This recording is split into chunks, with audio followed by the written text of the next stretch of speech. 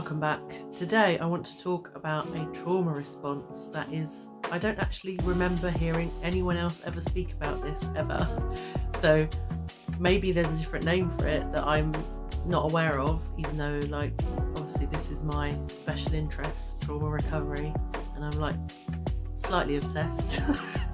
Or maybe this just hasn't been given a name yet. I don't know. I have no idea if what I'm saying is original or I just haven't read books that mentioned it or spoken to anyone else. So just a reminder, I'm Harris. I founded the Centre for Childhood Trauma Healing and I help folks to recover from complex trauma permanently. That's what happened to me. That was my story, and I'm really passionate about it. So the trauma response, this is really common, and it's something that I personally dealt with. It was one of my most effective trauma responses, and it's something that I'm also helping clients with right now. And I've named it the cut and run. Maybe they talk about this in attachment theory. I actually don't know, but I don't remember ever hearing it referenced, at least in this way. And this to me is a really distinct thing. I'm really familiar with it. It's something I don't do anymore, but I used to do it all the time. And it's not to say, sometimes when I've mentioned this to people, they've been like, oh, well, that relationship was wrong though. And I'm like, no, I'm not discussing the cut and run as if leaving a relationship or a friendship was the wrong choice, but rather that where we're coming at it from is different. It's quite normal, especially when you're on a healing journey. I feel like the word journey is massively overused, and I've probably overused it myself, but that's all I can think to say. But it's really common as we're growing and changing and dealing with trauma that our relationships might be challenged. Some of them might come to a natural conclusion. Some people may not want to be around us anymore because we have boundaries suddenly and we're not so interested in people pleasing for them anymore or for anybody. It also might be that over time, as we change and grow, we notice that we're more uplifted by some people rather than others. It may be that some we realise are feeling a bit too negative for us. There isn't the same scope of conversation where we might be able to turn it around for something more positive, and they might not be receptive to having a conversation about that. So often when we're recovering from our trauma and learning and growing and all that sort of thing, relationships can really change.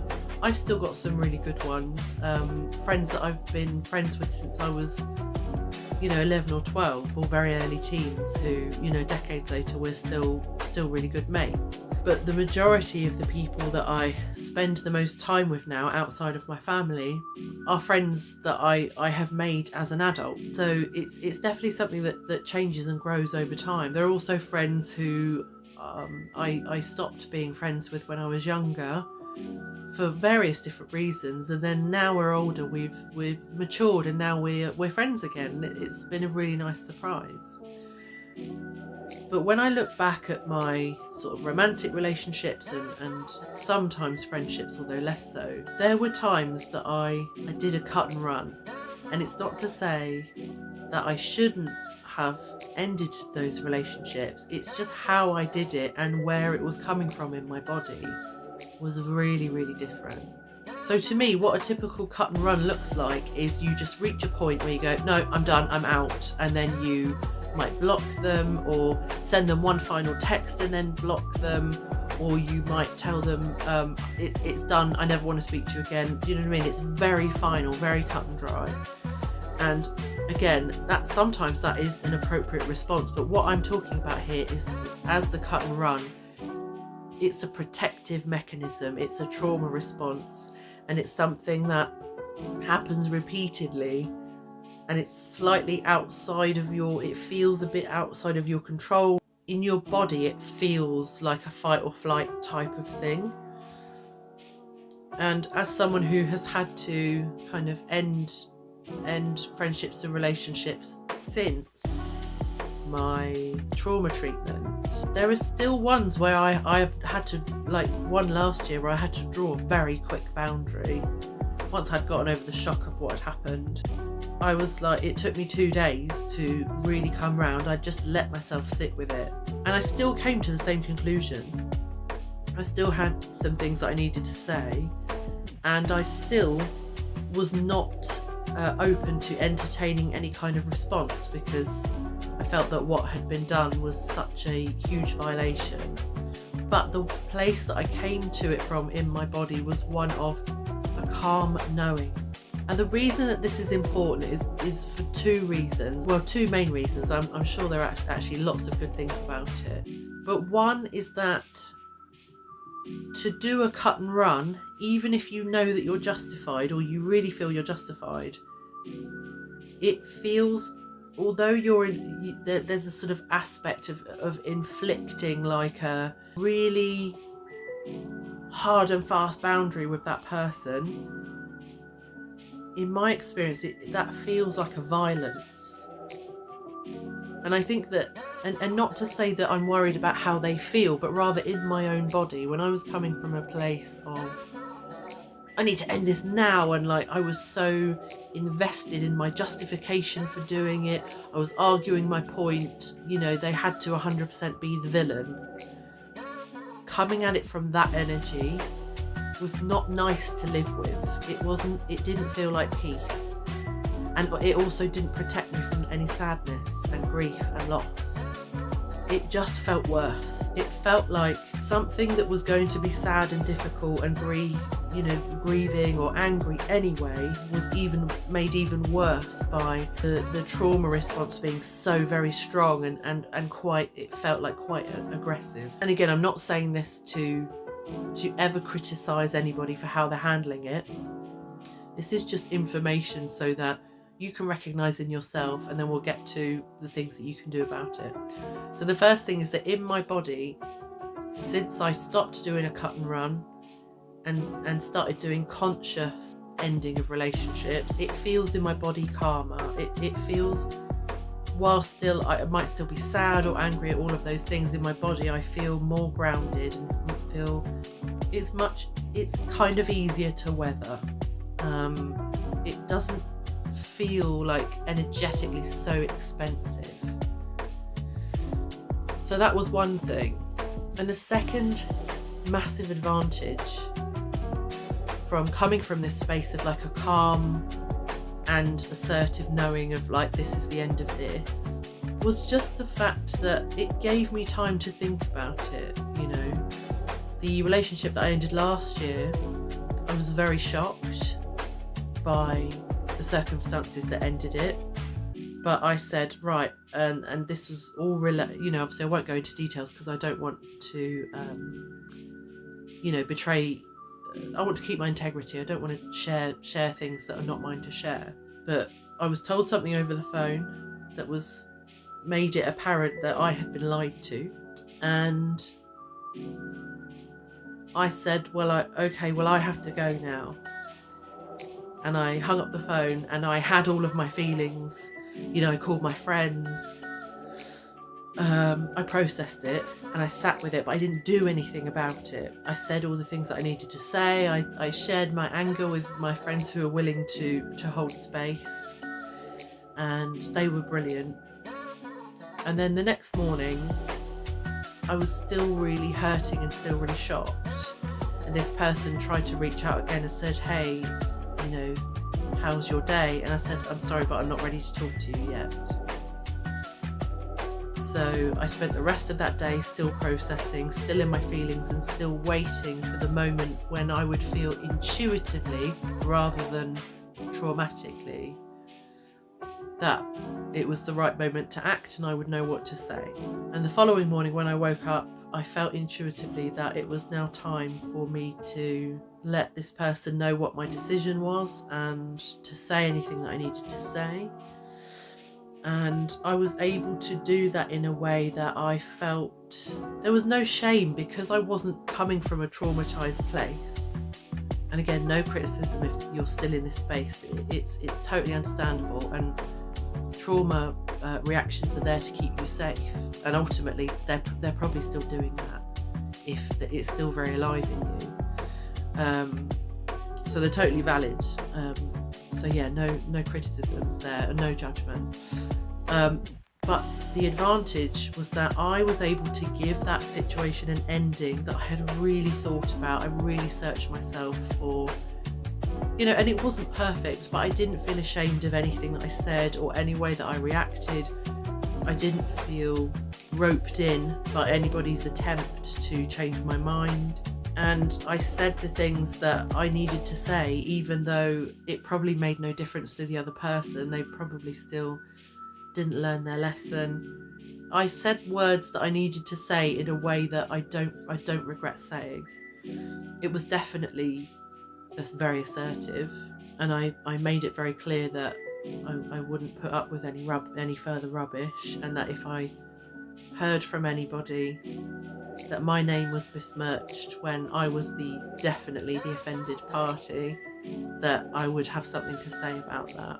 So I was able to think it through, and I was able to end that relationship in a way that felt so much more controlled, so much more dignified than experiences I'd had in the past, where I would have told them they were a horrible human being, or I would have been like, how could you do that? It would have been very kind of explosive.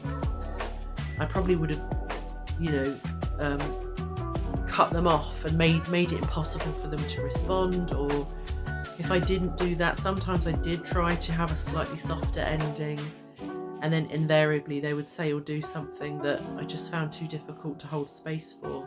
I think it just made situations that were already difficult. It's always difficult, I think, most of the time, to end a friendship or a relationship of any kind.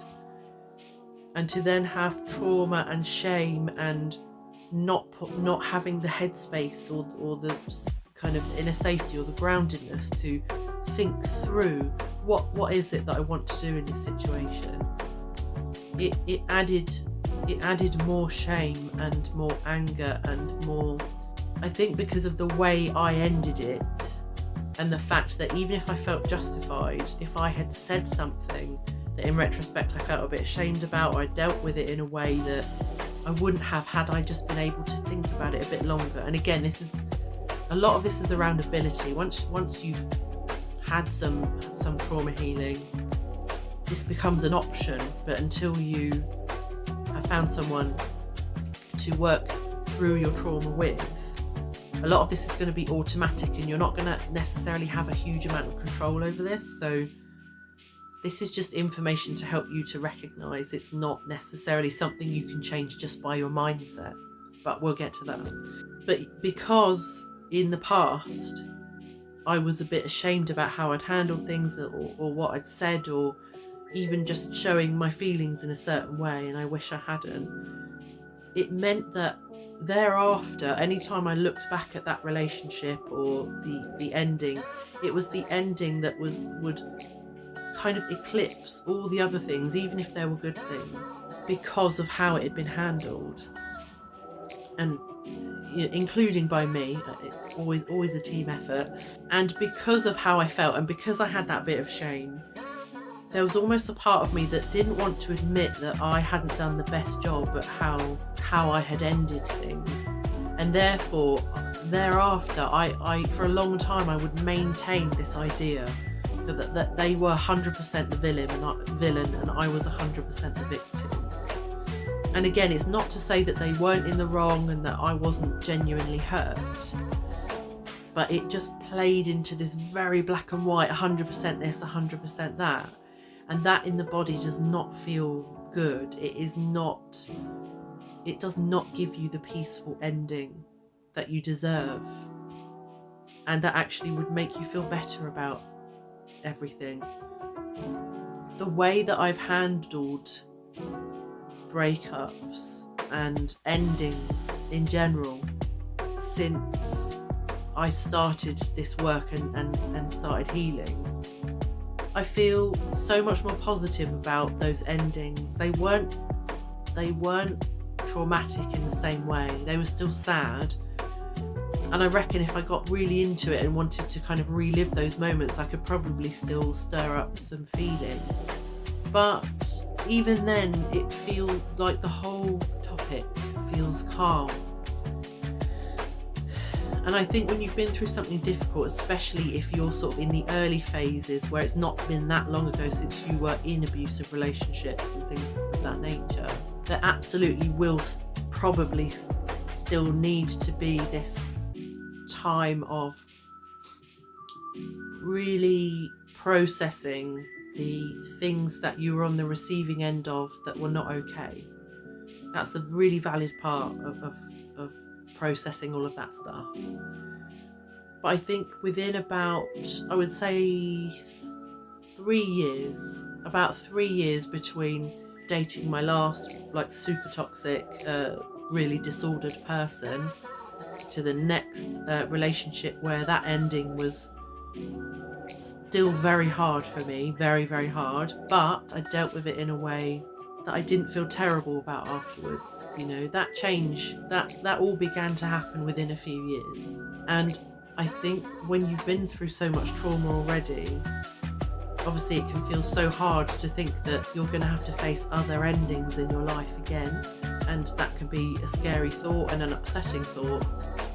But actually, I think once you start to have endings that feel less bad, less like traumatizing, less totally horrendous and catastrophic, then it becomes something that you don't wish it, but you accept it. It feels much, much easier to take. So if you recognize that you're a cut and run person, that when, you know, and this can happen, I was talking to somebody last week, this happened with somebody they had employed to help them with one particular job, and just because of how it had gone, they went, no, that's it, I'm not doing this, you know. And it's such a common one, the cut and run, because it when you're already living with a traumatized brain, your margin for error is about this big most of the time. Sometimes you don't have any, sometimes it might be a bit more, but the cut and run is actually helping you in a weird way. It's helping you to avoid vulnerability, it's helping you to avoid risk. So it's actually a really clever thing. But if you have now reached a point in your life where that's not necessary so much anymore, and like some of the people I'm helping, maybe you've got to the point where you're like, oh my goodness, I do this a lot and I really don't need to, and actually it's not doing me any good. You know, it's not doing me any good to keep doing this. Then it may be that it's become time to actually start looking at this now and start to do the work on it. So this is where I suggest that you start. Number one, if you recognize that you think you might be a cut and runner sometimes, obviously not all the time, first of all is just to acknowledge that that's a thing. Okay, it's a thing that your brain is doing to protect you from vulnerability and risk and further pain. It's really, really valid. But just to recognize that that's happening, and to start to ask yourself, this can happen all the time in like micro examples, even in your conversations at work or even with your family. I guess it could even look a bit like stonewalling in conversations. So these are times when you're like, you shut something down, you're out, you're not reachable, you know, and you're like, no, I'm not doing this. And it's usually in relation to other people. So the first thing is just to start to become really aware of when you're doing it, and not to judge yourself, because just remember that this is your brain trying to protect you, and actually it's being a very effective tool. It's really working. So first of all, to recognize it. Second of all, begin to gently, without judgment as much as you can, to really gently challenge yourself to sit with things a little bit longer. And hopefully eventually you should be able to get to the point, and obviously it's easier when you have trauma therapy or trauma treatment, just saying, get to the point where you can actually wait until your nervous system has calmed down again, or at least to whatever your natural baseline is, before you do or say anything. Maybe you could say, and you know, as an interim, you might say to the person that you're talking to or you're in this dynamic with, you might say, I noticed that, you know, and obviously you say this to trusted people, not anybody, but you might say to them, I've noticed recently that my trauma response here, or my brain's strategy is trying to get me to cut and run. It's trying to get me to cut the conversation and just disappear. I'm recognizing that. What I want to do is to calm down and come back to this conversation on purpose once my nervous system has calmed down again, and once I've had time to think about it whilst I'm calm. That might be a really tricky thing to do, especially the first few times, if not longer than that. So I think the second part of that is to just try to lengthen the time. I mean, not indefinitely, but try to lengthen that time between kind of having that trauma trigger response of like, I want to cut and run, and then before you actually do or say anything about it. Obviously, there are certain things where it is necessary to do it straight away. If your safety is at risk or anything like that, then that's the time when you really need it. But I'm talking about safe situations where nothing's going to happen if you don't have that conversation, or you don't put a boundary down, or you don't cut and run. I'm talking about safe things where this might be a conversation that's happening over the phone. This could be a conversation that's happening with somebody you really trust, who is a very safe person. It's just a case of saying, I need some time to actually calm down and then process this, and then I'll come back to it. That can be really hard for other people to hear, but hopefully if they're supportive of you, it might even be worth saying it to them before the situation, so it doesn't feel like you're running away and just making out that you're trying to do better. They might not necessarily trust that if you only bring that out in the moment. It might be worth, you know, if you're thinking about a partner or somebody you're very close to or somebody you live with, you might want to say to them, you know, this is something that I've recognized in myself, and it's something I want to try, and this is how I want to deal with it. So first thing is recognizing when you're doing it. The second thing is challenging yourself to lengthen that time between when the trigger happens and when you say or do anything about it, when appropriate. And then the third thing, once you've started to feel like you have a little bit more autonomy now, there's almost like a bit of choice going on, and you're starting to kind of be more consciously involved with this aspect of yourself, or, you know, the trauma response. The third part is to begin to build a relationship with that part. This comes into emotional integration, which I've done other videos on and blogs which you can check out. This can be a really tricky thing, because in so much of my work, I'm supporting people, and also this is part of my own journey as well. We're coming back together with aspects of ourselves that have caused us bother, and maybe even really hacked us off, and maybe made our lives very difficult. It can be quite a difficult concept to consider, that you might not only befriend a part of you that has been so difficult for you to live with, but that eventually you'll become friends, or, you know, that for a lot of people can be a really difficult thing to consider. When I was a teenager, somebody said to me, I got diagnosed with anxiety and depression, I think when I was 17, and somebody told me at the time, you need to work out why you're anxious and depressed. It was the wrong time. It was the wrong time to give me that bit of information. And I remember how angry I felt, and how resentful, and how unseen and misunderstood I felt. It was horrible all over again.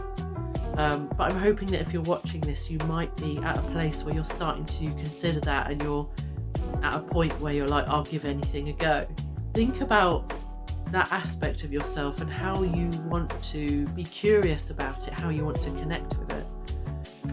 When I've had aspects of myself that I've needed to do some work with and come closer with and sort of reintegrate, I've sometimes used writing, where I'll write, like, as an example, write it like a script, where it's like anxiety and then what it's saying, and then me responding. So I'm writing our conversation as I feel it and as I sense it, as I hear it, and that's quite an intuitive thing to do. Other folks might do this work with somebody like me, and we guide you through that exercise. There may be like an intuitive sense that there's an inner child coming forward of a certain age. You know, it's building that rapport, it's building that relationship with that aspect of yourself, because generally what we tend to find is that the more improved and the better your relationship is with that aspect of yourself that's doing that thing, generally the level at which that part is like activated starts to come down a bit. So as an example, I have rejection sensitive dysphoria, which a lot of neurodivergent people have. But since I've gone through my own treatment for complex trauma, when that is triggered now, occasionally it can be really strong, but generally it's done within an hour, maybe half an hour, and then the rest of my day just happens and it just becomes old news. Whereas it used to be that something like that would stay with me potentially for weeks, and I may never have resolved that with a particular relationship or friendship, even if I'd been in contact with that person for years. You know, every time that there was sort of disharmony, all of that stuff would come up again as if it had just happened. There's a lot of discussion around, for the neurodivergent people watching, or if you're just an ally, this might be useful for you to know. Rejection sensitive dysphoria, some people say it's only caused by trauma, but I don't see it that way. That's not what I'm witnessing within myself and within other people. Just as an aside, and I'll probably do another video on this at another time, I think it's a heightened or more felt version of the belonging mechanism that most humans have. I think it's that.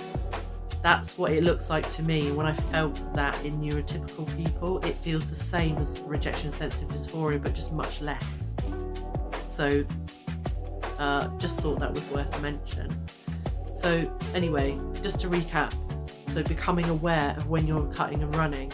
2, lengthening the time between the initial trigger and when you do or say something about it. And then the third part is starting to get curious about how you can start to build a relationship with the aspect of you that's doing the cutting and running. Because the closer you are to that aspect, you'll understand it more, you'll understand what that part of you needs more, you'll understand it, and it will start to trust you that actually you're finally listening, so it won't shout so loud. That's generally how it tends to work. So I hope that's been helpful. If you found this helpful, please do share it with other people. I'm sure there are people in your life who, you know, you've connected with who've gone through some hard stuff like this as well, and this might be relevant to them. Obviously, don't just send it to them and be like, this is you. Maybe you should be like, I've seen this really interesting YouTube video. Would you like me to send it to you? Always get consent before you give unsolicited resources. Anyway, I hope that's been helpful. Please make sure to like, subscribe, comment if this has been helpful. Ask any questions that you want. I also have a Facebook group, and I do live coaching in there once a week. Just come and join us. Come and learn more. I'll be in there every week and answering your questions, doing Q&As, all that kind of thing. So I'm really here to support you on your own healing journey. All right, take care. See you next time.